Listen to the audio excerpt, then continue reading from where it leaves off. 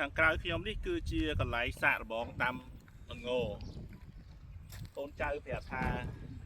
ទឹកដីនេះដាំល្ងបានល្អតែទៅពេលយើងដាំមែនតែនទៅយើងមើលឃើញថាវាពិបាកហើយត្រូវការបច្ចេកទេសច្រើនពេលខ្លះពេលយើងធ្វើកសិកម្មឬសូគេថាងាយស្រួលប៉ុន្តែវាពិបាកតែមានបងប្អូនទស្សនិកជនប្រិយមិត្តយើងទាំងអស់គ្នាតែមានជំនាញខាងដាំល្ងបាទធ្លាប់ដាំចេះដាំអីអាចជួយប្រឹក្សាឲ្យខ្ញុំបានដែរឬទេបាទចង់ដាំមែនតើមួយក្នុងចិត្តថាចង់ធ្វើអីមួយធ្វើឲ្យជោគជ័យមើលនេះដាំទៅឥឡូវខ្លាចជាព្រៃបាត់ហើយអត់ដឹងថាជាស្អីនៅឡើយទេអញ្ចឹងបើសិនជាបងប្អូន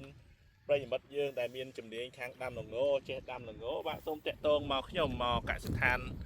ឥន្ទនូរបស់យើងបាទយើងមានដីសម្រាប់សាកល្បងដាំទាំងអស់គ្នាបាទសូមអរគុណ